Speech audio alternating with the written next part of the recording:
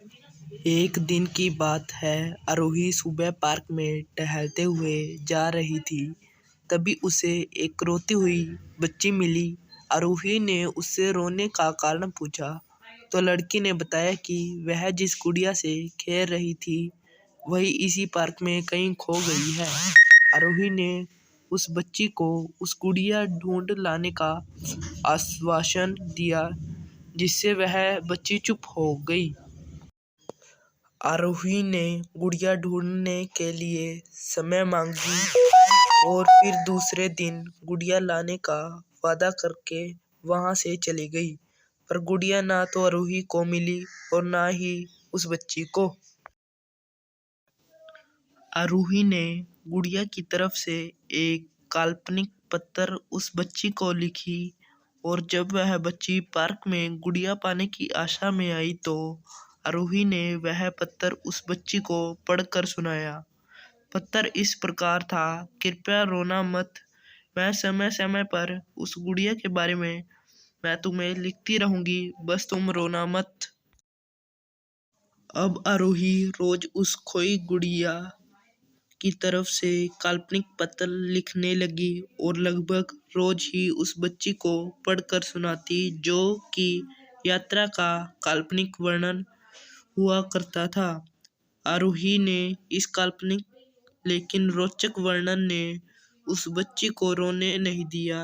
वह खुशी खुशी अपनी गुड़िया की घुमक्कड़ी के किस्से सुनाने लगी और वह खुश रहने लगी। जाहिर है वह गुड़िया बदल हुई थी। उस बच्ची को अपनी खोई हुई पुरानी गुड़िया जैसी नहीं लगी तो वह आरोही की ओर देखने लगी। आरोही अनजान बनते हुए गुड़िया में चिपकी एक चिट को निकाल कर पढ़ने लगी। उसमें लिखा हुआ था, यह मैं ही हूँ, तुम्हारी वाली गुड़िया जो पार्क में खो गई थी। दुनिया भर की लंबी यात्रा की वजह से मैं थोड़ी बदल गई हूँ। बच्ची को इस गुड़िया और आरोही पर विश्वास हो गया। वह गुड़िया लेकर घर चली आई।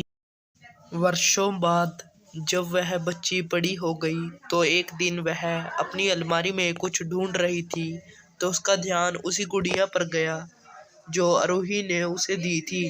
बचपन की बातें याद करके वह हंसने लगी। उसे समझ आ चुका था कि आरोही ने कैसे उसका मन रखा। उसे उस गुड़िया पर फिर प्यार आने लगा। वह उसे बड़े और से देखने लगी।